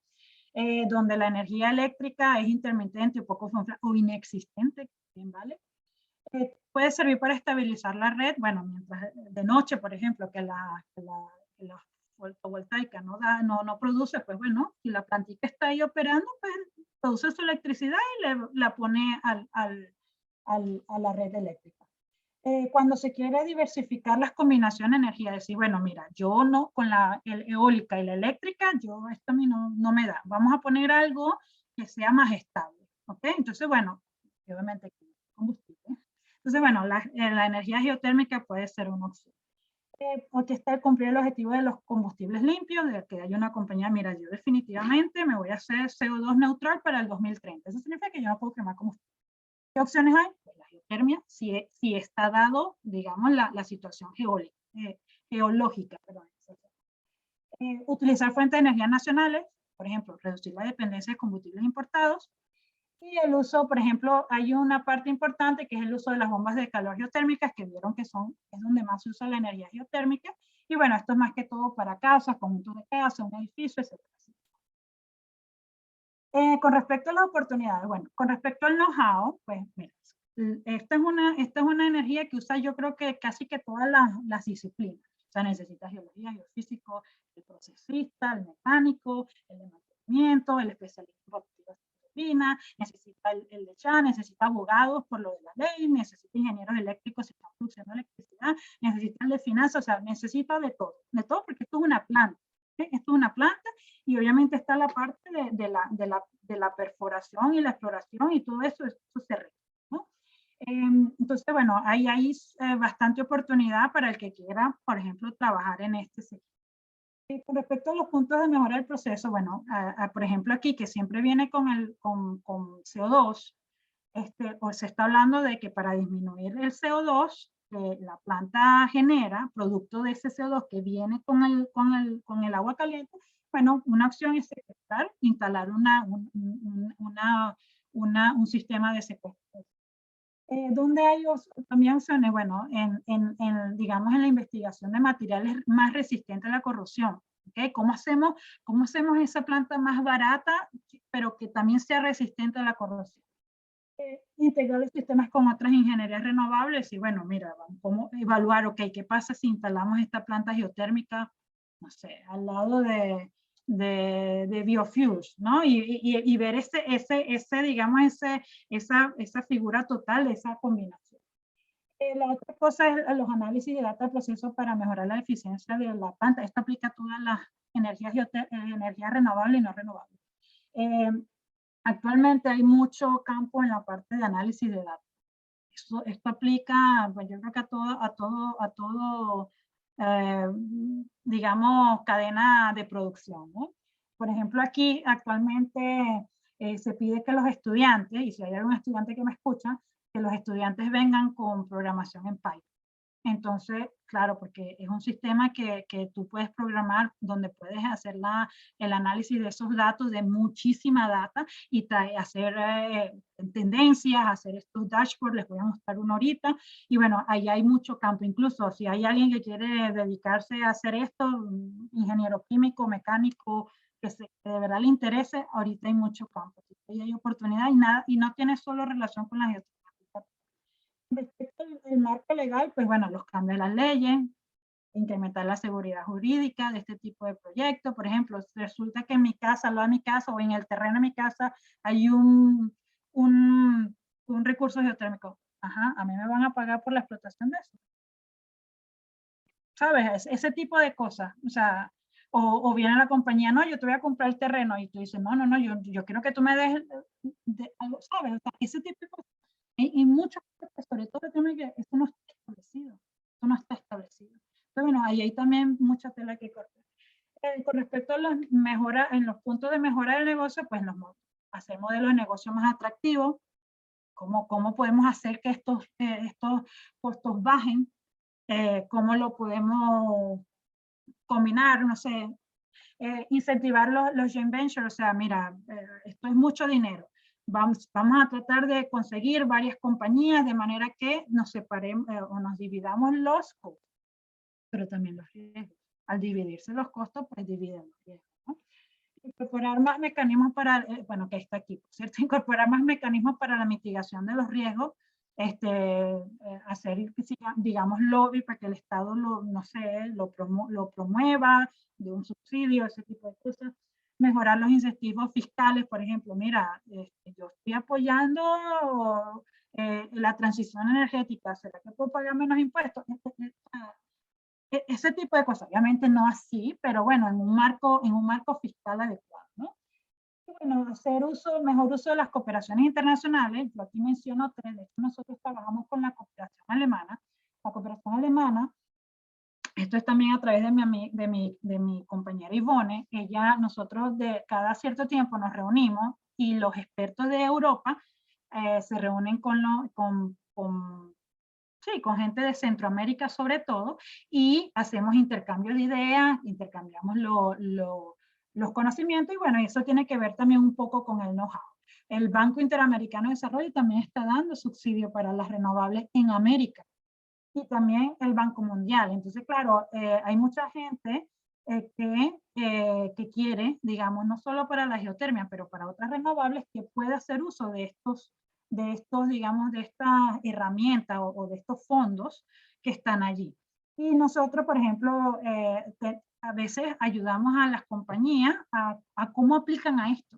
¿Cómo hago yo para obtener? Y nosotros tenemos gente que se sabe estas leyes, digamos, las normas, y bueno, y le hacemos como digamos, un plan de cómo, bueno, tienes que hacer esto, tienes que usar tienes que registrarte, y bueno, eso también existe. Gente que ayuda en esas cosas, ¿no? Antes de cerrar lo de los desafíos y oportunidades, me gustaría mostrarles aquí un poquito de Islandia. Esto, por cierto, es los dashboards que les mencioné que se pueden hacer con Python. Esto adquiere data, esto la tomé del 16 de noviembre a las 8. O sea, esto era la producción de electricidad de Islandia en ese momento. Bueno, esto se hace con este programa, con esta programación. Fíjense, Islandia. Islandia produce 1.5 gigavatios de electricidad. 100% renovable. No queman nada, ¿ok? ¿Y cómo se divide? Bueno, fíjense, de ese 1.5, 0.5 es geotermia. Claro, Islandia tiene desde volcanes hasta aguas termales, geyser, toda la forma de vida de geotermia, ¿no? Pero esto no siempre fue así. O sea, es decir, la energía geotermia siempre estuvo allí, pero no siempre este gráfico fue así. De hecho, en 1970, Islandia, producto de su historia, de pertenecer a otros países, no siempre fue un país libre, digamos, en el año 70 ellos no tenían para la infraestructura que tienen actualmente. En ese año un poquito antes logran la independencia y dijeron, bueno, ahora sí, somos dueños y podemos decidir eso. Y ellos en ese momento dijeron, ok, ¿cuál es el futuro de este país? Repito, son 300,000 habitantes, pero igual, ¿no? Aquí quiero mostrar como el cambio de ellos dijeron, bueno, hubo un cambio de mentalidad de los habitantes y del gobierno, porque sin el gobierno estas cosas no funcionan, para la transición hacia renovables o energía. Y hubo un acuerdo entre las distintas partes para el bien común. Entonces ellos dijeron, bueno, ¿por qué? Porque en ese entonces, en el año 70, prácticamente toda la electricidad de esa isla se producía quemando hidrocarburos importados, porque ellos no tienen gas, petróleo. Esto no es Noruega, ¿no? Que está más relativamente, esto no es Noruega, esto no es el Reino Unido, ¿no? Esto es una isla que no tiene esos recursos. Entonces, en ese entonces, en el 70, producto pues, de su historia, ellos prácticamente toda la electricidad, casi toda la producían era de quemar combustible, que aparte eran carísimos porque los tenían que comprar otros. Y alguien dijo, ay, ¿por qué tenemos que proyectar nuestro futuro en esta misma historia? Cuando debajo de nosotros hay cualquier energía, podemos utilizar adicionalmente, ellos de los glaciares, cuando los glaciares se funden, ellos obtienen suficiente agua como para usar la hidroeléctrica. Bueno, también el relieve ayuda, ¿no? Porque, por ejemplo, aquí en Holanda no hay montañas y por más agua que pase por aquí, no hay hidroeléctrica porque no hay caída, o sea, no hay cómo hacemos para que caiga esta agua y mueva la turbina. Pero allá sí. Entonces alguien dijo, no, alguien dijo, todos ellos, o la gran mayoría, hizo un consenso y bueno, a las renovables. Y eso, del 70 a hoy, 2021, esta gente produce todo con renovables. ¿Ok? Tanto es así que actualmente han sabido hacerle tanto provecho que tiene un exceso de energía que se ha convertido en un hub de plantas pilotos y startups. Es decir, la Udo Alumni tiene un proceso para capturar CO2, pero esto requiere tantos megavatios de energía. Islandia, tú vas a Islandia, obviamente con ciertos requerimientos, me imagino que te dirán, bueno, para hacer uso de nuestra energía tendrás que pagar una cantidad de dinero, no sé de cuánto es, pero tú dices, bueno, yo requiero tantos megavatios y ellos te dicen, perfecto, aquí ya la infraestructura está, aquí tú puedes obtener esa energía. Y hay cualquier cantidad de startups que están probando procesos a nivel piloto increíble. O sea, ellos están sacando dinero de esa energía. También, ahorita no sé si se enteraron, pero este año están usando la energía geotérmica para secuestrar el CO2 mediante lo que se llama el secuestro directo del CO2 con el aire, que es una planta muy famosa, a lo mejor mañana le hablan de ella. Ahí, toda la energía que ese proceso requiere, porque capturar CO2 requiere mucha energía, viene de la energía geotérmica, de una planta geotérmica que genera electricidad y genera calor, y de allí usan la energía para eso. Entonces, claro, cuando tú combinas, pues resultan estas cosas, ¿no? Y bueno, 9 de cada 10 viviendas se calienta directamente con energía.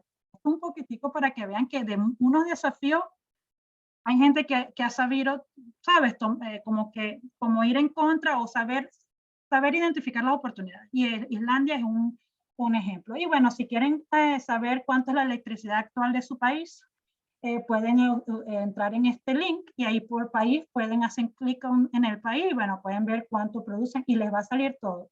Si lo queman gas natural, si usan energía eólica, todo eso. ¿Okay? Y ya por el cierre, que ya son creo que las últimas 2 laminitas, bueno, solo quiero hacer un resumen sobre la geotermia, o sea, de lo que hemos hablado, pero bueno, su lado positivo es su continuidad, sus bajos costos de operación y mantenimiento, su baja emisión de CO2. Pero obviamente su lado negativo, como todo, es que tiene unos costos de inversión elevados y sus riesgos también lo son, sobre todo en la fase de exploración y perfección.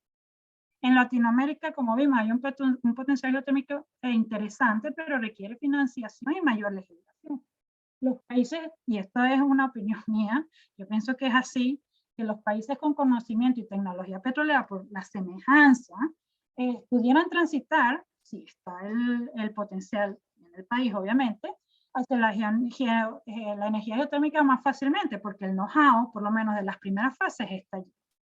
Desde el punto de vista del proceso, es un sistema sencillo y bastante estable, ya lo vieron, eso no es súper complicado. Se puede usar para la explotación centralizada de sistemas de calefacción y enfriamiento a gran escala o local. Bueno, es una energía que puede producir electricidad de forma constante. Pudiera darle estabilidad al grid. Ahora, esta última es un mensajito que esto es, digamos, yo aprovechando la oportunidad de darles un mensajito al que vaya a ver esta presentación y el que está actualmente, es con respecto a lo de la transición energética y el cambio climático. Yo soy de las que pienso que bueno, que toda energía tiene sus pros y sus contras, ¿no? También soy de las que pienso que yo veo difícil que haya que digamos que en los próximos 30 años no se consuma combustible. Yo no pienso que eso sea posible, ¿no? Pero sí pienso, y esto sí es Eliana Veloso Franco Blando, que todos nosotros debemos poner un granito de arena para que sobre todo las generaciones que vienen detrás de nosotros, no estoy hablando, yo tengo hijos, ¿no? Pero para el que no tiene también, poner nuestro granito de arena para que esas generaciones que vengan atrás no lo sufran tan terriblemente, porque de que lo van a sufrir, lo van a sufrir. Pero nosotros obviamente lo sufriremos menos que ellos, ¿no? Entonces, bueno, yo siempre trato de dar estos tips cuando alguien me pregunta, no tanto en la parte técnica, sino en el día a día. Que, o sea, ¿qué puedes hacer tú como individuo? ¿Qué puedes hacer como individuo del mundo? Porque al final todos somos ciudadanos del mundo, ¿no? Y lo crean o no, quizás haya gente que diga, no, es que nosotros aquí no lo vemos. Bueno, quizás no lo verán directamente ahorita, pero dentro de unos años sí, ¿no? Entonces, bueno, ¿qué se puede hacer? Si tú me preguntas, mira, ¿qué puedo hacer yo? Pues en la transición eléctrica. Y esto aplica para cualquiera que trabaje hasta en la industria petrolera, porque yo no veo a mis compañeros de la industria petrolera como el enemigo. Yo más bien veo que ellos pudiesen ser también, digamos, parte del cambio, ¿no? Entonces, bueno, ¿qué pudiesen hacer? Si está a tu alcance, porque obviamente cada país tiene condiciones diferentes y todos sabemos cuáles son las condiciones de ciertos países, el nuestro en Venezuela, si está a tu alcance y vas a hacer mercado, o no mercado, quizás eso es muy pesado, pero por ejemplo, suponte que vas a hacer algo que no es tan lejos, ¿no? Y puedes ir caminando. No tomes el carro, camina. Camina, si tienes una bicicleta, usa la bicicleta, pero trata de usar para por lo menos trayectos cortos que sea cerca, camina. Porque ya con eso estás poniendo de tu parte. Reduce el consumo de energía en casa, típico. Trata de apagar las luces, si puedes usar agua más templada que caliente, sobre todo cuando te vas a lavar las manos, lo que sea, hazlo. Todo eso cuenta, ¿ok? También tiene que ver con el consumo del agua, todo lo que si tú consumes menos agua también emites menos CO2. Todo el CO2 tiene que ver con el consumo en general. Recicla, compra de segunda mano, o sea, por ejemplo, hay cosas que se pueden comprar de segunda mano. Por ejemplo, no sé, una lámpara que sea bonita, se puede comprar de segunda mano. O sea, a lo mejor cierta ropa no, pero eso es de cada quien, ¿no? Pero trata de recibir. Cuando tú vayas a comprar algo, dices, ¿de verdad necesito uno nuevo? Ese tipo de cosas. Ya esa decisión, ya esa pregunta, te va a hacer pensar y te va a quizás termine diciendo, no, esto todavía aguanta. Ya esa decisión ayuda. Disminuir el consumo de carne y derivados de leche, esto es un tema ágido, aquí esto no se trata de vegano, yo siempre digo, con un día que una persona diga, hoy no como carne, ya eso está haciendo, bueno, yo creo que esa es una de, hace un cambio que ni se imagina, un día. Edúcate sobre el cambio climático, pero sobre todo sé crítico, ¿ok? Sobre todo sé crítico. Cuando tú leas algo, esto es verdad. ¿De verdad podemos hacer este cambio? ¿De verdad podemos estar dentro de 30 años que no dependamos del petróleo? Eso, usa la información, edúcate, pero sé crítico. Y obviamente cuando te educas, pues bueno, tu información a tus familiares y amigos. Está a tu alcance, obviamente, cuando compras, elige marcas o productos más sustentables. Por ejemplo, H&M aquí, yo no sé, por un ejemplo, ellos tienen una línea de ropa donde ellos reciclan. Bueno, puedes cómprate una camisita de esa, pero bueno, estás ayudando, o sea, pero ustedes dirán que quizá, bueno, son 3 estupideces, no, pero esto, digamos, cuando tú vas haciendo de poquito a poquito, o sea, estos pequeños granitos al final hacen una montaña, entonces esas pequeñas cositas ayudan. Trabaja en el sector industrial y está a tu alcance, haz tu proceso más eficiente, no estoy hablando de ingeniero de proceso. Si usted trabaja en una oficina y es de lo que le mandan un correo y lo imprime, piense, ¿de verdad necesito imprimir este correo? ¿De verdad necesito usar esa hoja? Haz todo. Cuando digo el proceso no solo industrial, bueno, en este caso dije proceso industrial porque, bueno, quizás es más hacia el procesista de que, bueno, trata de que dónde mejoro mi proceso para que no usemos tanto gas combustible o para que no usemos tanto agua. Pero incluso cuando una persona que trabaja en una oficina, haz tu proceso eficiente. Haz tu proceso. Tú buscas dónde puedo ahorrar. ¿Dónde puedo ahorrar que no se consuma tanto? Haces eso, aparte que te ahorras un dinero, pues también dejas de emitir CO2. Si vives en un lugar que tiene estaciones frías y está a tu alcance, mejora el aislamiento de tu casa. ¿Por qué? Bueno, primero vas a ahorrar dinero, venga, y segundo, que el consume, por ejemplo, probablemente se consumirá menos gas, ¿no? Entonces, o calor, al final no lo vean como gas, sino calor, ¿ok? Si es factible, instala sistemas de climatización más eficientes como las bombas de calor. Las bombas de calor por 1 kilovatio que consumen dan 3, 3.5 o 4 de frío o calor. Así de eficientes son. O sea, aparte que emiten menos CO2, también son muy eficientes para el bolsillo, ¿no? Y bueno, la última es, esta es típica, que siembra un árbol, porque todo lo que capture CO2 se agradece. Todo lo que capture CO2, aunque sea uno en tu vida. Lo que ustedes quieran, pues eso es algo pequeñito. Sirve, ¿ok? Bueno, yo creo que ya esta es la última, sí. Esta es la última. Bueno, muchísimas gracias por escucharme y bueno, espero que les haya servido de algo y bueno, que ayude un poquito, no solo a que aprendan sobre la geotermia, sino un poquito a pensar hacia cómo ayudarían con esta transición energética, pero yo la veo más como una transición también de pensamiento. Muchísimas gracias.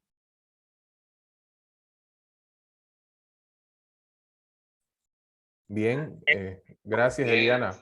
Gracias, Eliana. Vamos a ver por acá entonces si hay alguna pregunta. Creo que estas preguntas ya fueron con respecto a regulaciones ambientales, si se ha definido para la geotérmica y cómo se compara con el viento, imagino wind, y las granjas solares. Creo que de esto ya hablaste en el contexto, las regulaciones. Sí, realmente si comparas regulaciones, el viento y esto es a nivel mundial, ¿ok? Esto es una tendencia mundial. Si comparamos las regulaciones para el viento y el sol, pues como son renovables mucho más conocidas y extendidas, ellos tienen mejores regulaciones y leyes que, por ejemplo, la geotermia, que le comenté que hay en países inexistentes. Bueno, no sé si hay preguntas adicionales en este momento. A ver, si no hay preguntas, pues siempre vamos a estar nosotros consultando y Bueno, a ver, hay una pregunta. Hay una manito. No es una pregunta, sino como que, a ver, y sé que no eres geóloga, estudiamos juntas, pero la otra vez estaba escuchando y ahorita googleé rapidito como para ver alguna información y quería saber qué desierto hay, porque no todo lo que uno busca en Google es cierto, pero la otra vez como que escuché algo así como que la energía geotérmica, claro, se está sacando esa energía de la Tierra y estaba provocando terremotos y porque estamos haciendo como un desbalance. ¿Eso tiene algo de cierto? Que Emma, yo no sé si específicamente la geotermia, no sé si, yo te diría que es posible y te voy a decir por qué. Porque aquí en Holanda, eso pasó, en la parte norte del país se saca mucho gas para la producción de la petróleo. Y empezaron a darse cuenta que en esa zona había mucho movimiento que no existía, pequeños, no terremotos, pero pequeños sismos. Y empezaron a investigar y se dieron cuenta que tenían relación con la explotación de ese gas. ¿Ok? ¿Por qué? Claro, porque es una perforación. Sí, correcto. Y aquí el terreno, sí, y el terreno aquí es como de mucha arena. Entonces, claro, tú tocas algo y entonces desestabiliza. Entonces, claro, yo te diría que sí. Yo pienso que eso puede ser verdad, porque el proceso de perforación, yo diría, no soy geóloga, pero es muy similar. Entonces, si pasa para el gas, ¿por qué no podría pasar para la geotermia? En el futuro se pudiera creer que van a empezar a caerle en contra a la energía geotérmica porque pudieran ocasionar problemas ambientales como los está ocasionando ahorita el oil and gas. Sí, además también leí eso de que tenía como, no nada más era que los contaminantes no eran nada más los sulfuros, sino otro tipo, ¿sabes? Que cuando estaban haciendo esas perforaciones podían también otros contaminantes y que podían afectar las regiones donde estaban. Sí, claro, eso no lo mencionan en ninguna parte. Lo que pasa es que uno siempre anda como buscando para ver qué tan factibles son estas energías, porque le echan demasiado tierra y no es que yo esté a favor del oil and gas, sino como que uno quiere saber porque, para culturizarse. No, y qué es lo que yo digo, esa es la forma de ser, tienes que ser crítico con la información que recibes. Sí, realmente, por ejemplo, yo en esa parte de esas emisiones, por ejemplo, no tengo, sé que sí, eso es una, el azufre, un problema. Aquí realmente el problema es que aquí, por ejemplo, en Holanda, es que viene con CO2 y metano, y eso tiene que manejar. Y eso cuenta, tan pronto como el CO2 sale, dicen, ajá, porque ahí es donde está el problema. La gente dice, no pueden decir, ay, es que esto viene de la geotermia, esto no clasifica, no, perdona, al salir de la Tierra, ahí sí se dice, sigue siendo como que viene esto, ese gas que viene de ahí es como un gas de un pozo de petróleo.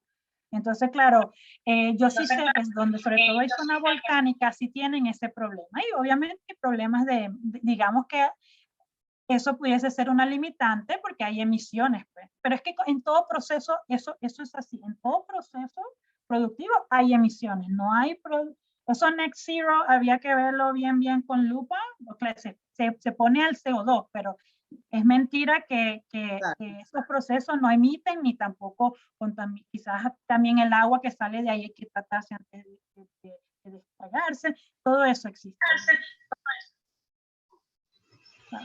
Sí, no, Eliana, buenísimo. Muchas gracias. Muy informativa la sesión. Yo tengo un par de comentarios con eso que tú me estás mencionando, porque ahorita mismo hay áreas geotérmicas que tienen alto potencial, pero que definitivamente por las condiciones climáticas y los cambios están aportando directamente gas metano. Por ejemplo, el caso de las zonas polares y todo lo que tiene que ver con las áreas donde hay cierto nivel de metano en clúster de metanos y se entiende eso, ¿no? Sin embargo, a tu punto, o sea, ¿cuánto impacto va a generar? Ahorita mismo hay un tracking de la Agencia Internacional de Energía por todas las energías renovables. Y una de las que está totalmente fuera del target es la geotérmica, porque se esperaba que se produjeran 300 teravatios por hora para el 2030 y apenas van, en Estados Unidos, estoy hablando de Estados Unidos, 90. O sea, el gap es inmenso y ellos ya saben que no vamos a llegar hasta allá con solamente energía renovable. Eso ya es un hecho. Y lo que tú mencionabas, Eliana, de los costos operativos, del costo de extracción, del costo de instalación de la planta, porque nosotros tenemos aplicaciones geotérmicas también, es algo que la pone a un lado cuando se hacen todos estos análisis de reemplazo de energía, como decía Eliana, ¿no? Entonces yo sí creo que tiene mucho potencial, obviamente tomando un poco aquí parte de tu presentación, Eliana, pero que al mismo tiempo, bueno, como todo, es una mezcla, es una mezcla de muchas soluciones tecnológicas en todas las áreas posibles para poder llegar a una posible reducción significativa de lo que tenemos ahora.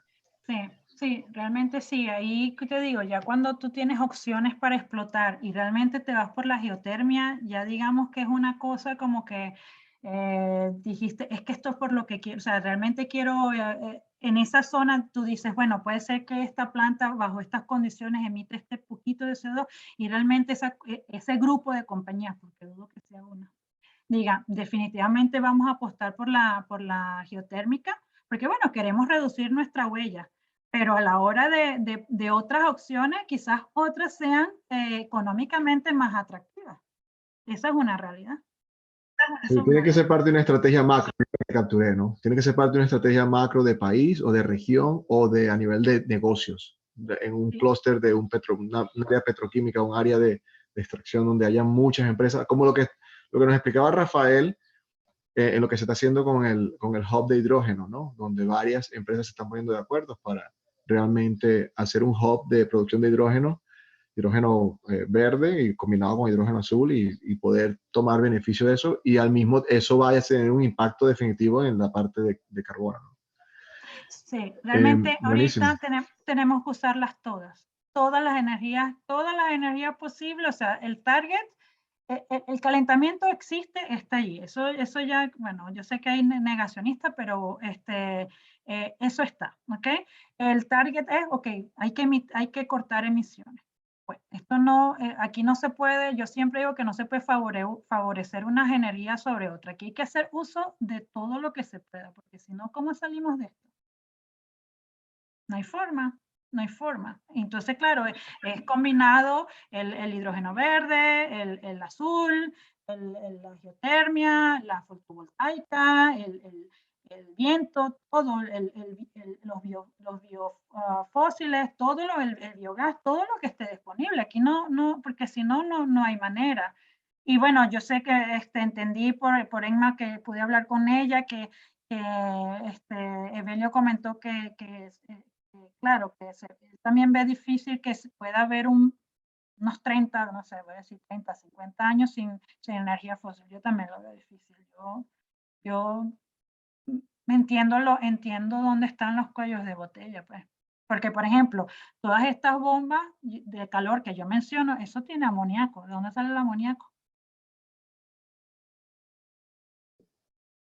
Y no, y la mayor cantidad de plantas, por lo menos las que nosotros tratamos en Centroamérica son, y aquí en Arizona y en esta zona son plantas con uso de hidrocarburos, o el ciclo binario. Sí, entonces usan pentano, butano, ahí está. O sea, claro, es un ciclo cerrado y obviamente si hay pérdida, tú agregas un poquito y obviamente es limitado. Bueno, ahí está. Tú sabes más, fíjate, tú dices, ¿no? Pero tú, digamos que tienes que reponer, ¿no? Pero no siempre estás metiendo eso, o sea, no siempre estás usando lo fresco, digamos.